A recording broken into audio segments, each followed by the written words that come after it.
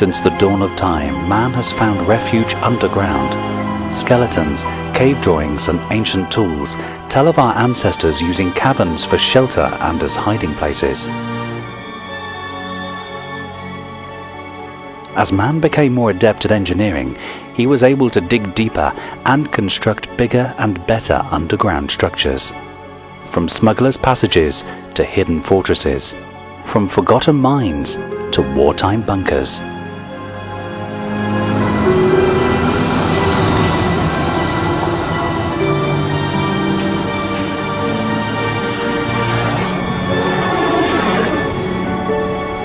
Discover the secrets you were never supposed to know. Travel to the places you were never supposed to see in The Secrets of Underground Britain.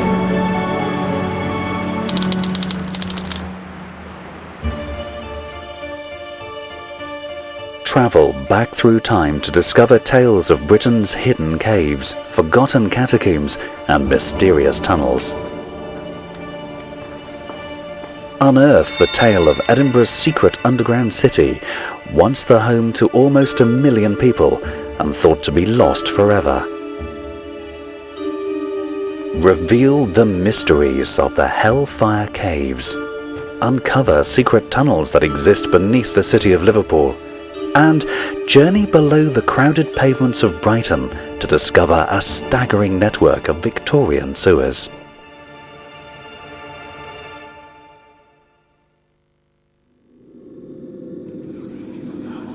But first, travel back to a time when tunnels and caves provided safe storage for one of Britain's oldest and most illegal pursuits, the art of smuggling. There are smugglers' caves all around Britain, and this museum in Hastings contains many clues to show what the life of a smuggler was actually like.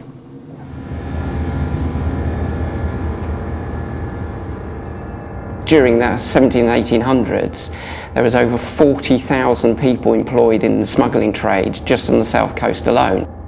Probably the most famous smuggling gang of all operated, which was the Hawkhurst gang. Hawkhurst is a little village about 15 miles from Hastings, but they joined up with a few other gangs, the Hastings gang and the Goldhurst, to form one of the largest smuggling gangs in history. They were over 500-600 strong at the time. And they were basically a gang of murderous thugs. I mean, they would make the mafia look like pussycats nowadays. They ran basically from London down, and they stretched all over the south coast right down to Poole. And they got to such a stage where they didn't even bother doing their smuggling runs at night. They were so confident that nobody would interfere. And they put terror into hearts of people that they would actually run their smuggling goods during broad daylight. In 1700, a British farm labourer would earn about 7 shillings a week, but for one night's work carrying barrels from the shore up to and into the smugglers' caves, he could net 10 shillings, over a week's wages. And this pub in St Agnes, Cornwall, like many in this part of the country, still has a secret passage that once ran from behind the bar to caves on the shore below. But it wasn't just wreckers, rogues and dishonest sailors that were involved in smuggling. In 1780, the Right Honourable Temple Luttrell, a Member of Parliament, built this classic Georgian folly on the shore of the Solent near Southampton. Inside, a secret passage runs from the basement to a door that leads onto the shore. Rumours circulated that he was a prolific smuggler, and the true purpose of the building was to allow his men to keep a lookout from the top of the turret whilst others landed the contraband. Probably the most ingenious of all the gangs was the Aldington gang, which was operated in the early 1800s with a gentleman called George Ramsley. Now, he ran it a bit more like a business. He employed an accountant and a secretary, which was actually his son. He also employed foreign suppliers. He had his own fleet of ships, and he also employed labourers to take the smuggled goods to the hiding places. In the early 17th century, the punishment for smuggling was imprisonment, or if you wanted to avoid that fate, you could agree to be inducted into the Royal Navy, which was believed to be an even harsher sentence. However, these punishments failed to deter the gangs from continuing their wicked trade, and by the 18th century, the penalty for smuggling was death. The history of these caves in Hastings is not just related to smuggling. During the Napoleonic Wars, they were also used as a hospital. Another strange secret can be found in this place. It's a chapel deep underground. Who built it and who worshipped here, and even who they worshipped, is still unknown to this day.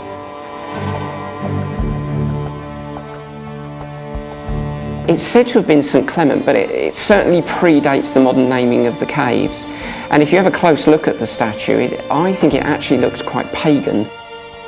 It actually looks more like the god Pan. If you have a look, it's got the shaggy legs and the pointy bits on the forehead and the pointy ears. I would imagine it dates back probably to those times. But not all tunnels are located on our coastlines. Many are buried beneath Britain's busiest towns and cities. In Exeter, Devon, shoppers go about their business, many blissfully unaware that they are walking over an ancient set of tunnels originally dug in the 14th century. These passages originally housed lead pipes that carried fresh water into the city. In the 17th century, amid the English Civil War, Exeter was held by parliamentary forces, and the tunnels were partially blocked to prevent royalists storming the city. At the same time, much of the lead pipes were ripped out and melted down to be reused as bullets, leaving the tunnels empty and redundant. In Royston, Hertfordshire, there are a set of tunnels said to be excavated and decorated by the ancient order of the Knights Templar, warrior monks who protected pilgrims travelling to the Holy Lands.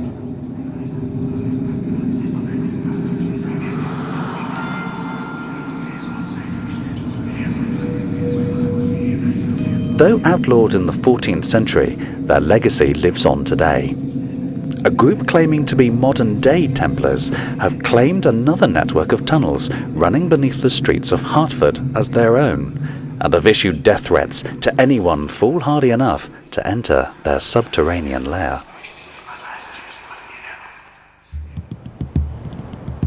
Further north lies one of Britain's most elaborate underground secrets, buried deep beneath the streets of modern Edinburgh. For almost 250 years, a giant defensive wall surrounded Edinburgh. Unable to expand its boundaries, it became the most densely populated city in Europe. Multi-storey tenements were built to alleviate the crisis, but they were an unsightly scar on the city's skyline, and the decision was taken to build over them. A series of bridges were erected, one on top of another, to even out the lay of the land around the Royal Mile, creating flat, smart streets.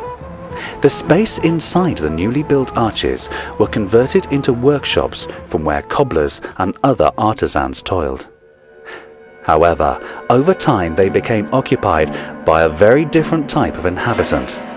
Over 1 million of the city's poorest and most dispossessed live within this city beneath a city. Surrounded by darkness and misery, they were ignored by the chroniclers of the time.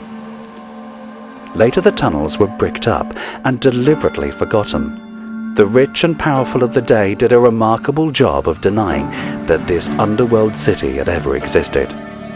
But recent exploration has provided fascinating insights into this subterranean hellhole. But what remains of this city today? They discovered bits and pieces of old raw materials, little shoes from the cobbler's room, bottles, the usual sort of artefacts you would expect when you excavate somewhere where legal businesses have actually worked. The heyday for the vaults was 1788 to 1796, as far as this area is concerned. There would have been about 30 to 40 people working in about 10 rooms down here. When the engineers designed Edinburgh's South Bridge, they actually forgot to damp-proof it against the rain, and of course you know it never rains in Edinburgh. So water coming down to this level became an issue. So by 1796, within 8 years of the actual opening of the South Bridge, the legal businesses that worked down here started to leave. And this process is more or less completed by about 1800. All the legal businesses leave.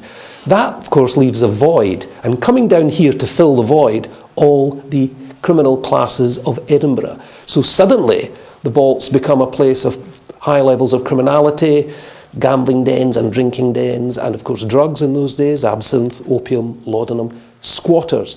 People would come down here to spend the night down here and then go back out onto the streets of Edinburgh in the morning begging and stealing. So the whole place is sordid and violent. People obviously being attacked with knives, people are being attacked with bottles. People came down here, as I say, and were never seen again, and we've got a couple of examples of ghosts who are said to have been people who met their ends down here.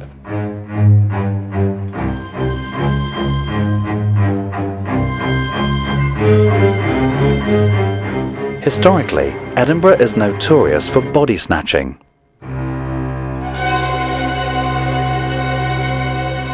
The most infamous practitioners of this foul trade being Burke and Hare. Experts believe that the snatched bodies were stored here before being sold to doctors who used the corpses for anatomy demonstrations. A tunnel leads from this chamber directly to Edinburgh's Old Medical College. This hideous trade and other dark deeds that took place in this chilling labyrinth have left their mark, and many believe the tunnels are haunted by a series of ghosts.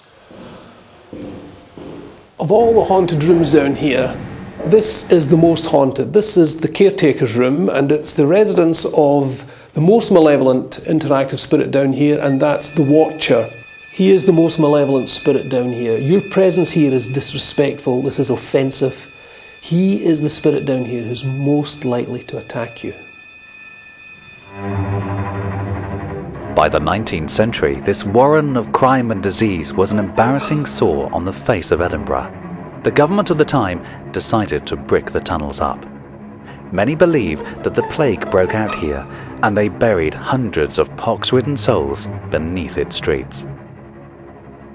Whilst Edinburgh secretly housed the poorest and most dispossessed members of society, hundreds of miles south in leafy Buckinghamshire, the activities of a gang of Britain's most noble and wealthy men would cause a scandal that reverberates to this day. Sir Francis Dashwood, English rake, politician, and once Chancellor of the Exchequer, formed a group that was later to be called the Hellfire Club. The members reputedly hired prostitutes to dress up as nuns and conducted mock religious rituals over the bodies of naked aristocratic ladies. Originally, the Hellfire Club met in a ruined abbey on the banks of the Thames, but their activities quickly became the subject of gossip, so they adjourned to the privacy of these caves in Dashwood's estate. The caves stretch for over a mile into the hillside, and there is rumoured to be a secret passage leading from the caves to the church on top of the hill. However, no one has been able to locate it. But a series of Roman numerals carved into one of the walls are said to be a clue to the entrance, as is this poem. Take 20 steps and rest a while, then take a pick and find a stile, where once I did my love beguile. 'Twas 22 in Dashwood's time, perhaps to hide this cell divine, where lay my love in peace sublime. Strange carvings of screaming faces are etched upon the walls. And at the bottom of the caves runs an underground river named the Styx, after the mythical river that souls must cross to enter hell.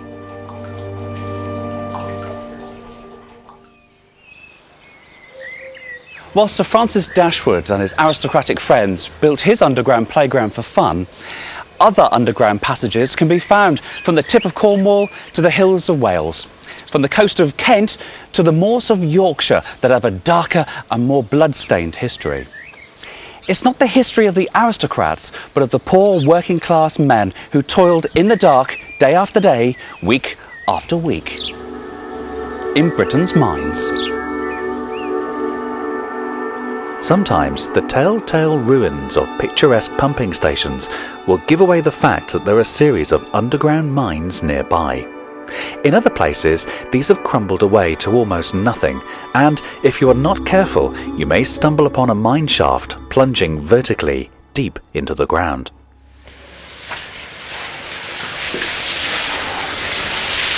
I'm 150 feet underground at the Wheel Roots mine in Cornwall, and you can see the dark, cramped and wet conditions the miners had to put up with.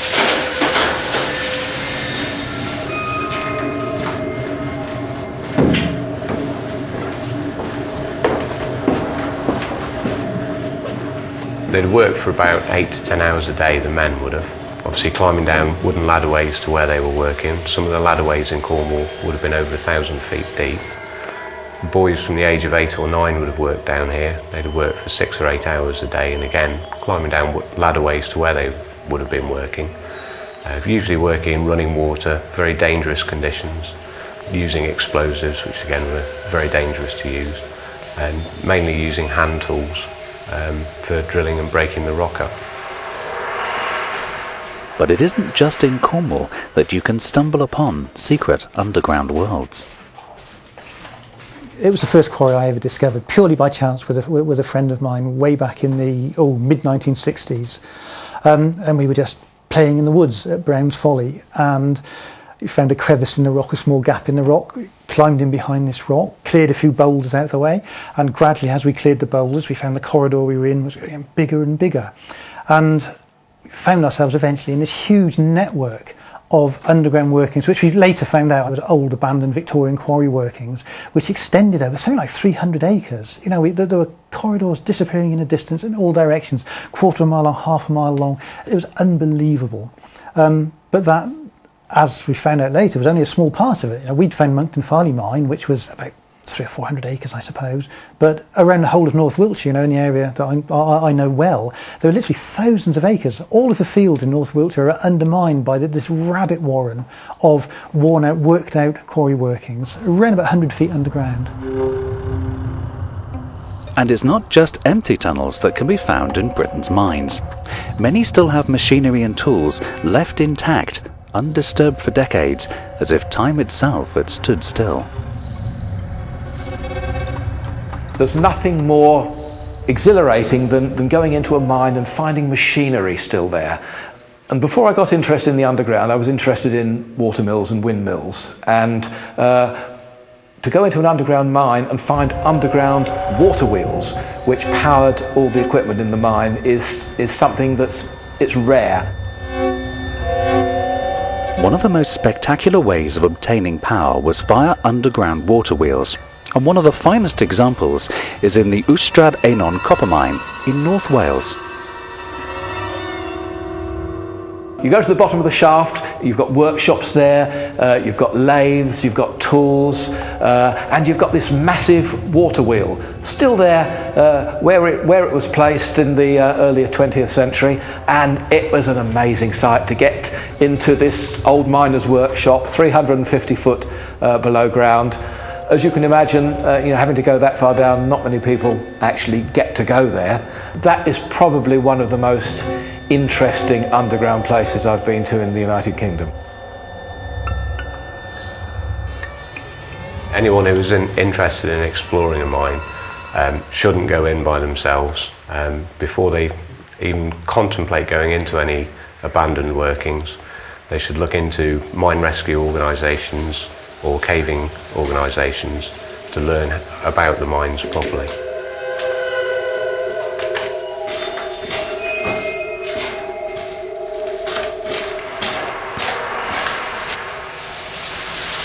Many of the techniques used by the miners down here were often developed by engineers in a military context.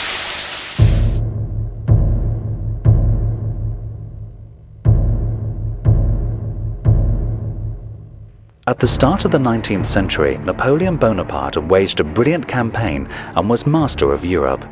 He had 160,000 men stationed at Boulogne and had ordered a fleet of barges to transport them across to England.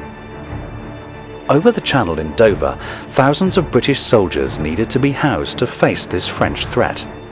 Within the iconic White Cliffs, a series of tunnels, passages and barracks were constructed, worming their way deep into the white chalk. Work started on this underground fortress in 1806. It was designed to house as many as 2,000 troops and was part of a massive series of forts, batteries and Martello towers that were constructed as a response to the very real fear of imminent invasion. This particular system was built under the ramparts of Dover's famous castle.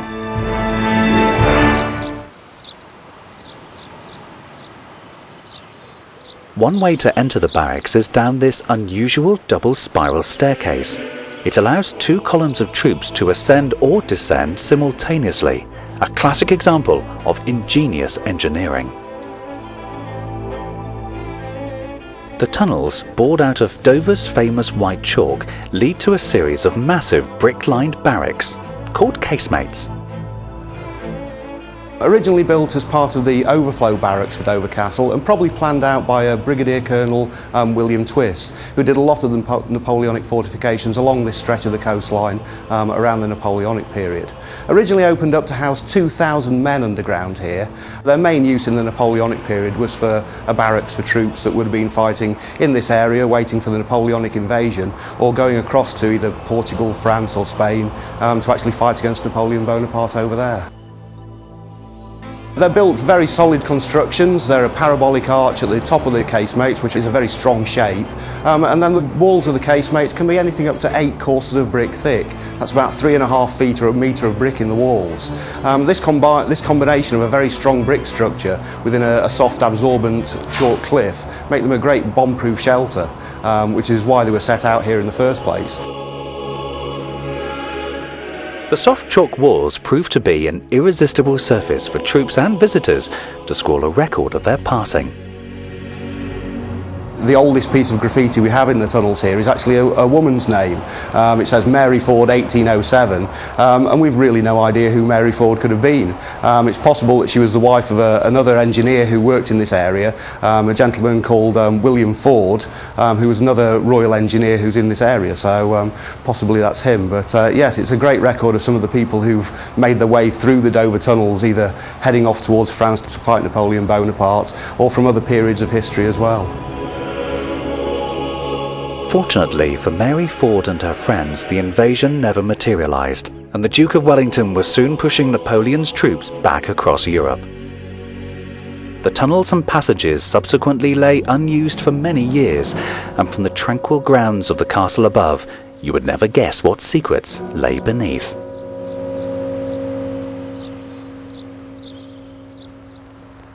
After the Battle of Waterloo, Europe was still in turmoil. The then Prime Minister, Lord Palmerston, ordered even more forts and tunnels to defend us from a possible attack.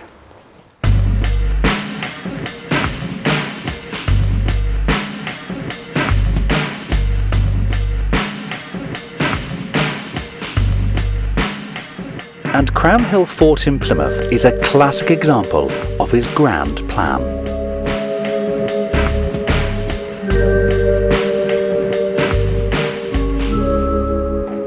Up here at ground level is pretty much like any other fort, with thick walls and gun emplacements all around.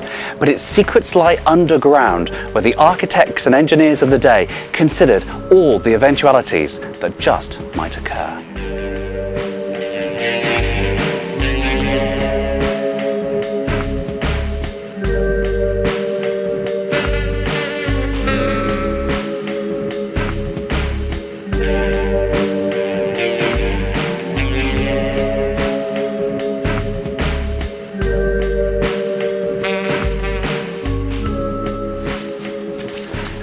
This doorway leads to an underground passage which is called the chemin de ronde, which literally means the way round. Now this runs right around the fort and allows the soldiers to get to any part of the fort which is under attack without having to expose themselves to enemy fire above ground.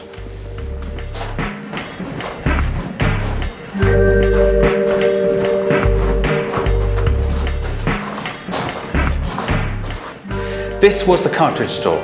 These are the ammunition boxes. They're specially made. They're zinc lined as well to protect the shells.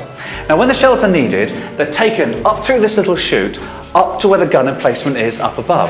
Now, if the gun emplacement was taking a direct hit, hopefully the shells down here would be safe. The last thing you want in the raging battle is to have a whole load of ammunition go off on you.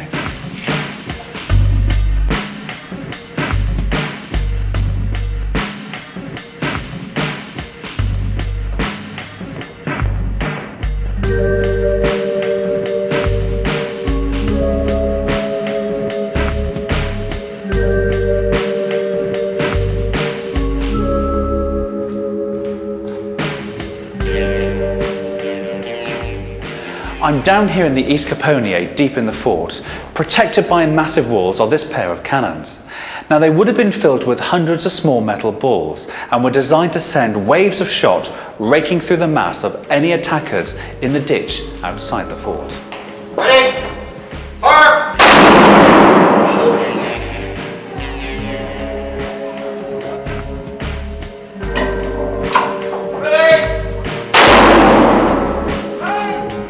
On the outer perimeter of the fort lies this cramped and eerie tunnel. It's a marvellous example of the lengths the engineers went to try and preempt all manner of potential assaults. Even if a battle was raging above, down here all would be still and quiet due to the specific design of this remarkable tunnel. It's called a countermining gallery, and men would stand here silently listening for the sound of an enemy soldier trying to mine under the fort's defences.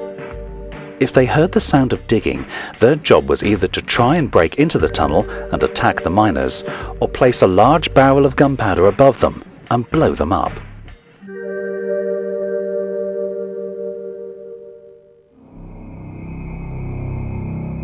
Another legacy of our underground past can be found in the place names in many of our towns and cities. Names that refer to sites where prisons once stood. Prisons that would have housed deep, dark cells, fetid and dank beneath the ground.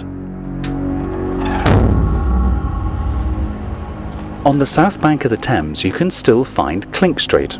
The Clink was an infamous prison that records show was in use as early as the 12th century. By 1761, it was described as a dismal hole, and it was burnt to the ground during the Gordon riots of 1780. All that remains today is the street's name and a small museum telling the story of its wretched past. Another infamous prison of that period was Newgate. Like the Clink, it was also attacked in the Gordon riots, but the main building wasn't demolished until 1902. However, if you visit the pub built on the site of the old prison and ask the barman nicely, he might show you down to the cellar, where amongst the barrels and pipes lay 2 cells. All that remains of Newgate Prison.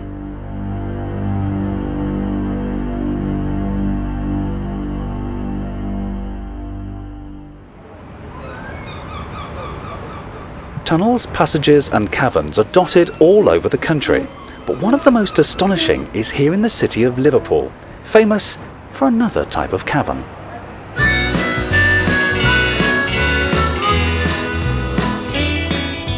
But further north in the city lies a mysterious warren of brick tunnels that have been looked after and restored by an eager group of volunteers. Many people in Edge Hill knew the tunnels were here, but nobody really bothered with them. They just accepted them until we found out that Liverpool City Council were about to redevelop the area, and we feared for the tunnels then, so we formed this organisation to try and protect and save them for future generations. Been doing it now for 10 years. And let's hope we see, excuse the pun, a bit of light at the end of the tunnel. The tunnels were built for a merchant called Joseph Williamson. He had married into the famous sugar family, the Tates, and ran a branch of their business dealing with tobacco. Being a successful merchant in the city means we can still find his portrait in Liverpool's Walker Art Gallery. The tunnels began their life somewhere around 1818, maybe a little bit beyond, when Joseph Williamson retired from work and came up here to Edge Hill. He spent approximately, we gather, around £100,000 on these tunnels, also the houses in Mason Street that he built as well, which will equate to somewhere around 22 million today. He employed soldiers returning from the Napoleonic Wars. He gave them the work, put bread on their table, and they returned his favours with building such labyrinths as this.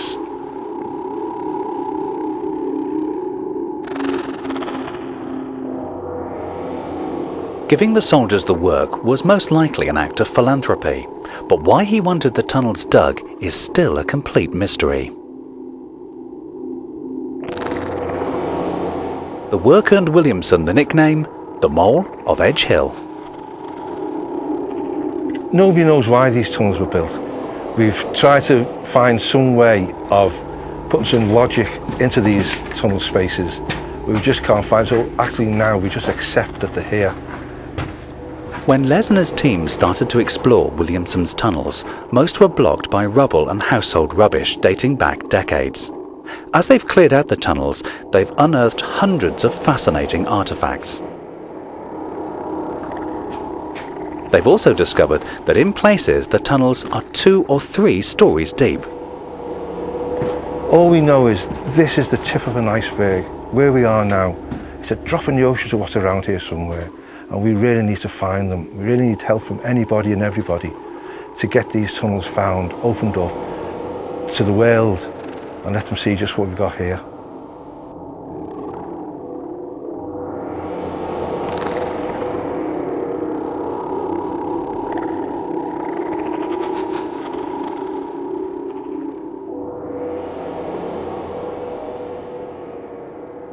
Williamson's tunnels in Liverpool are fascinating, but they're not the only network of tunnels built by wealthy landowners.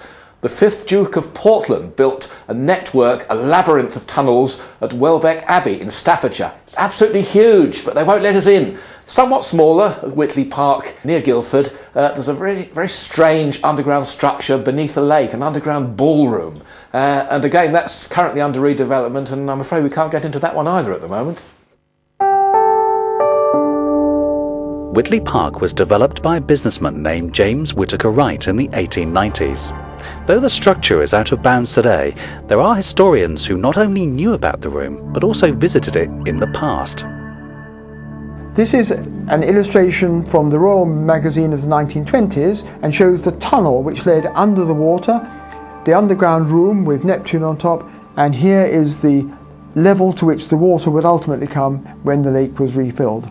And this, from the same magazine, shows a gentleman smoking, and it is said that there was a pipe which led up through Neptune, through which any excess smoke could go. This is a photograph I took in 2000 and shows the underground room now with a very yellow light. That's due to the algae. In its heyday, trainee divers were brought here and they went down and cleaned the outside of the glass. It was about 20 feet in diameter. I have met some people whose parents went down there in the 1930s with a wind-up gramophone and had dancers. But you can see here, there's the tunnel going through to the bottom of the base, and that's very interesting because the shape of that tunnel exactly reflects the shape which you'll now see if you stand on the Bakerloo line station. And as Whittaker Wright was involved in the financing of the Bakerloo line in the 1890s, we must assume that these were bits of tunnelling that were excess to requirements at the time. Going down there now, it's fairly damp and dank down there, but it still has a certain amount of magic. And you can imagine people in the old days when it was all clean and there were lights in there and the fish coming outside and pressing their noses up against the glass and to see what was going on. You can imagine it would be an absolutely magical place. Whitley Park was just one manifestation of the attitude that flourished under the reign of Queen Victoria.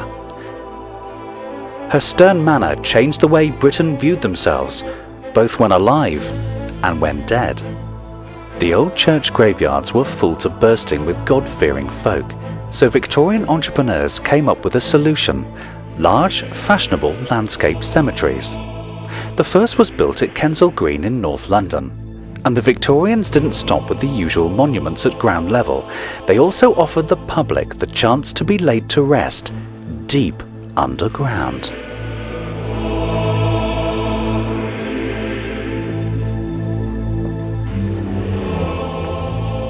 So which came first, the catacombs or the cemetery up above? Oh, the cemetery very much so, because London was overcrowded at this point at the beginning of the 19th century, and they needed places to put people. By about 1840, there was something like 40,000 people dying a year in London. So you can well imagine the congestion in the city churchyards. It was very lucky if you stayed in the ground as much as 3 months before they more or less came in and dug you out and put somebody else in on top.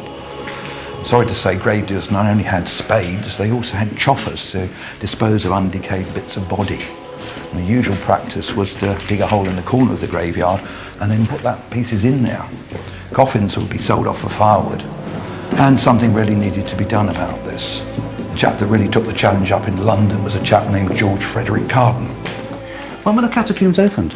Well, they opened a little bit later than the cemetery, which opened in 1833. Obviously, it took some time to build them. These ones basically opened in 1838. They're very extensive. They've got a space here for something like 4,000 coffins, and to date it's about 3/4 full. The churchyard's only added up to less than 10 acres. In total there were 7 of these so-called Magnificent Seven cemeteries opened from 1833, Kensal Green, right through to 1841. And in total they added up to 300 acres, which is a vast difference from less than 10. So you can see this made an enormous difference to London. Would you want to be buried here? I think it'd be rather nice down here. There's some talk about whitewashing it. I think that will be quite something. And if the chapel is ever restored, then it will be illuminated by natural light. These round holes in the ceiling were originally glass lights that emitted sunlight. What kind of people are buried here? Well, all sorts, but down in the catacomb it's mainly middle class. This is quite an interesting one. It's a gentleman who died in India. His coffin was packed off and sent off to Kensal Green. Obviously he knew that was a good place to be buried. But unfortunately no money came with this, nor any instructions. So here he lies probably for eternity. Here we have the mortuary table. This is no more than 2 slabs set on edge. But this is the first port of call for most of the coffins that came down here. Lots of coffins actually came down in the catacomb just on a temporary basis. Obviously people die suddenly and nobody's thought about buying a plot or thought about putting a mausoleum up. So here they may well rest for quite some time. These 2 particular coffins now have been here for quite some time, so they're not moving anywhere. Tell me about these domes are interesting, aren't they? Yes, they're very popular with the Victorians, these immortal domes. Inside you've got porcelain flowers, ornately made, and the greenery is actually stamped brass that would have been painted originally green. Now this is the real unique secret here, isn't it? Yes, we're very proud of our hydraulic catafalque. This is the device which lowers the coffins from above down to the catacomb below. Originally this catafalque was actually worked by cogs, and that was not seen to be a very good way. It was noisy and it was very disruptive because it didn't always work. So they got Braemar and Robinson in the 1840s to put it into hydraulics. It actually works literally by water pressure. It comes down under its own weight and then it's pumped up again, literally pumped up by hand to the chapel above.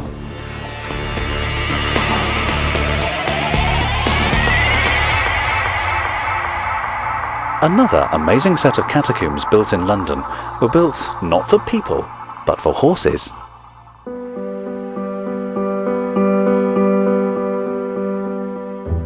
Camden Catacombs basically were built by the railway company as a means of getting goods onto the railway network. There were a number of massive goods depots in the Camden area, and a lot of the goods were brought in by horse. So they built a series of horse tunnels so that horses could actually bring the goods into the lower floors of the goods warehouse.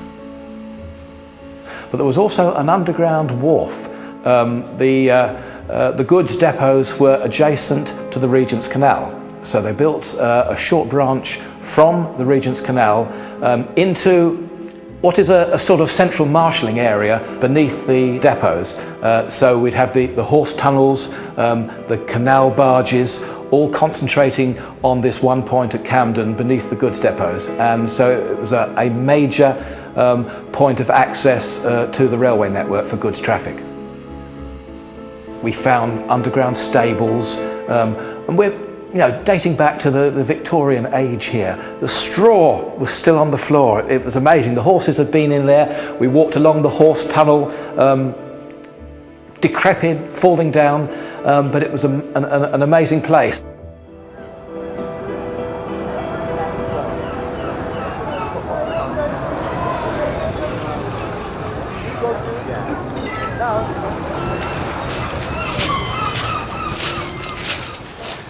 Secret underground locations have been used in every facet of life, be it for fun, war, or even death.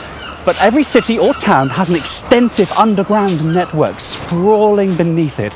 Now, although it must be there, we never visit it or hardly ever see it. It's the sewers.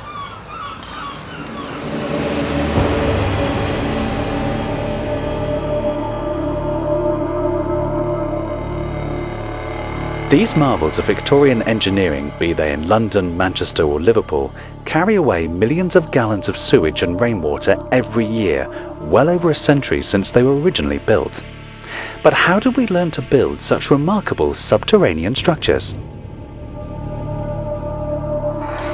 Most people think that the Victorian engineering sewerage story started in London with Joseph Bazalgette, but another engineering genius beat him to it here in Wapping. Whilst hundreds of commuters use this staircase every day, what they may not realise is that this shaft was originally dug to get workers down to a level below the bottom of the River Thames, to attempt a task that many had thought impossible. Once the shaft was dug, work began on the tunnel on the 2nd of March 1855 and continued for 15 years.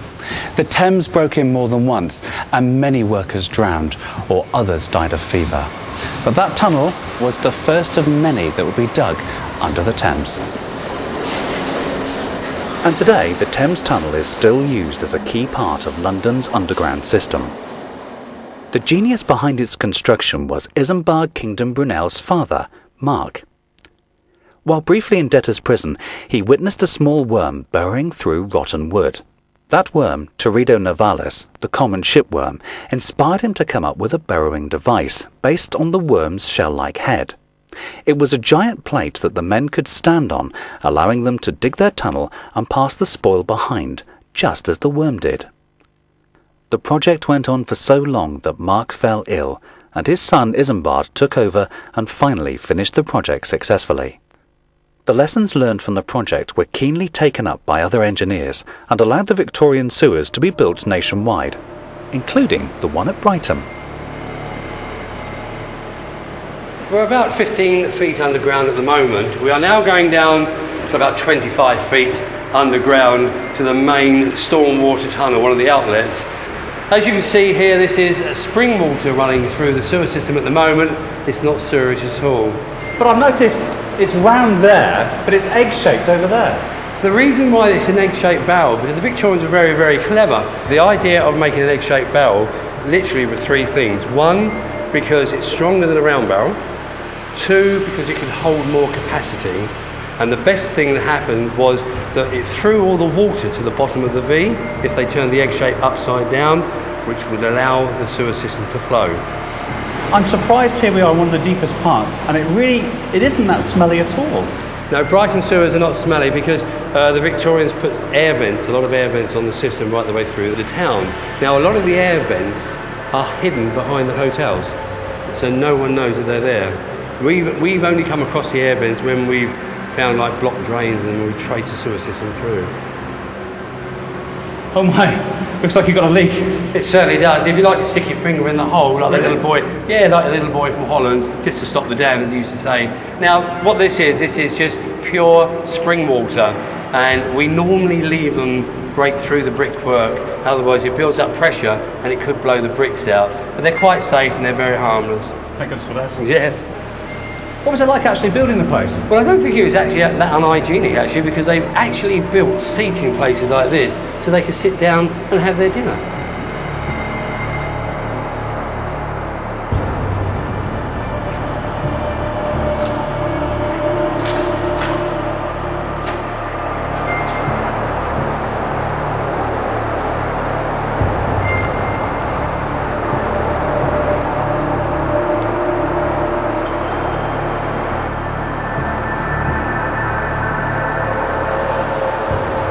Chris. We're just coming now up to the steam overflow chamber, which, as you can see, is a massive chamber.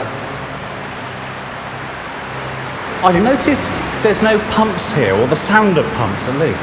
No, because it's all gravity. As I explained earlier, when they built the egg-shaped valves to make the sewer system flow, and this is why the sewer system works so well. Are there rats down here? There are rats, but because we've been walking around and making noise, we've probably scared them away. But there's not many rats in the sewer system. But I do know that there are some living things down here, up on the wall there. Yes, there's tree roots up on the wall there. How come? Well, during 1987, when we had the big hurricane, the trees come down for water. They've literally broken through now the brickwork and come down into the sewer system to feed on the water. Is it going to cause a problem to the stability of the place? No, because we keep an eye on the stability, and if it needs any, if it does do any damage, we'll cut the roots away and regrout the joints. I can hear water, but I can't see it. Yes, Chris, if you look in this direction, on the left-hand side you've got the London Road sewer, on the right-hand you've got the Lewis Road sewer, and they're two great big 8-foot barrels. And what happens is the sewer is the other side of that wall.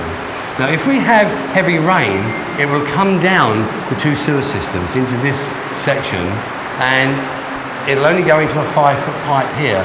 So the amount of water will literally overflow into here and then run down the two barrels out to the stormwater barrel. This network seems to go on forever. How large is it? In Brighton, we've got over 44 miles of sewer system. Then we can literally put a boat in the sewer system and go around and check all the brickwork and the stability of the sewer.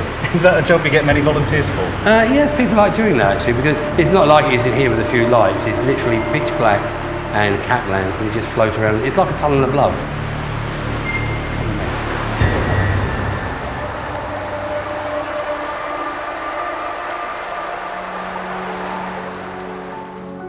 We have witnessed smugglers' caves, catacombs, and even whole subterranean cities in this tour of underground Britain. So next time you see a trapdoor or a manhole cover, pay close attention. There are many wonderful places and secrets to discover, and you can find many of them if you look close enough at the world right under your feet.